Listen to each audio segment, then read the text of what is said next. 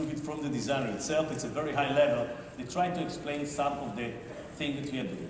First of all, we look at the energy consumption. This is a little bit complicated because how do you measure power?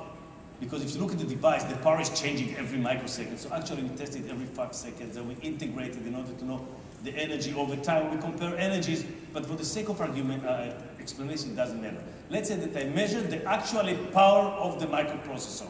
How do I measure it? I got information from the voltage regulator, I sense the current, I know the voltage, I multiply the two, and we know what's the power. And this is the power consumption that actually the microprocessor consumes. And by the way, I don't know if it's a single core, dual core, quad core, I don't know what's happening inside, but I know the microprocessor is consuming, let's say, 30 watts. Then I look at the limit, and remember the block of the limit because I'm going to change it later on 5 minutes from now, and I say, I compare it to the limit. And if it's a 40 watt device, if I consume 30 and the limit is 40, which means I've got extra headroom, the block that is going up to this state machine, we say, take turbo out. Why? I've got 30, the limit is 40, take it up. Now, can I take it up? No. Because first question, I don't know if anybody needs it. If the microprocessor do not need to run faster, why the hell you take it up? You just dissipate more power. But it gives it some, you're not using all the headroom, you can go up. The other thing, I'm going out to the diode to test the junction temperature of the microprocessor. Say, hey, baby, have you hit 125 degrees? Is there a reliability issue? And this is the thing that we measure the actual silicon, we compare it to the limit and say, is there a reliability issue? If you hit the reliability issue, you overrule the first one and say, I don't care what's happening in the power. You're not going to go up, you're going to go down. Because you're risking the quality of my product. But if you're not risking it, you say, okay, go up.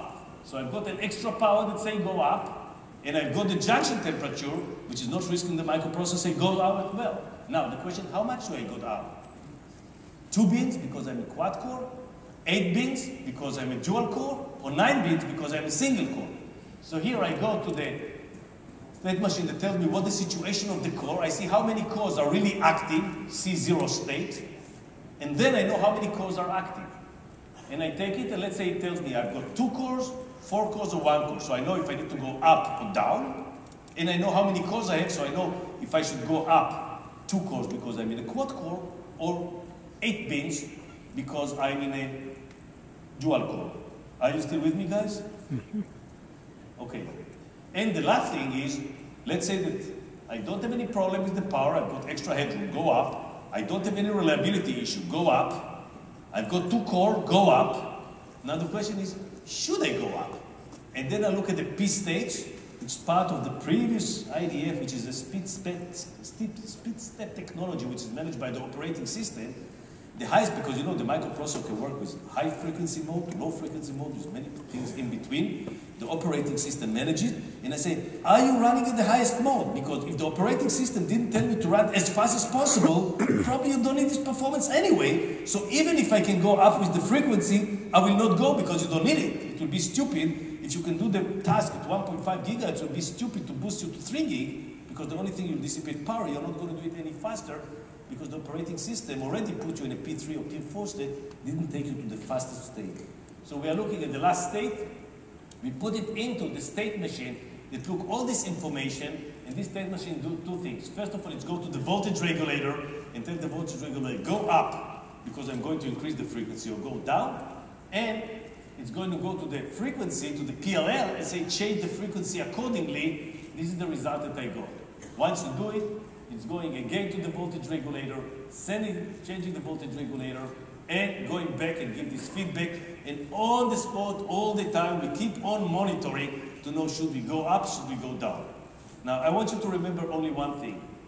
If you look at the purple block on the left top, which is the limit, we say, guys, let's assume that's a 40 watts limit, okay? And we are running only 30 watts, so what is the headroom that we have? 40 minus 30? I'm not trying to outsmart you, it's 10. Or, let's say I'm 35, 40 minus 35 is 5. The reason I want you to remember this block, because the block is going to be more complicated, because when I speak with you about Arendelle, the next architecture, we've got graphic and microprocessor, right, on the same chip. on the same package. So on top of the turbo that will run in the microprocessor and the graphic, I'll check if each one of them is using all the power, and if not, I'll start jumping power from one chip to the other chip to accelerate it. And it will be very simple. The limit will change dynamically. The limit is 40 watts, but if the graphics say, hey, I'm not using 10, I'm using only 5, immediately we take 5, we put the limit, say the limit is not 40, the limit is 45, because you got bonus for the graphics. I'll get to it in a moment. It's just going to get more complicated, but it's beautiful.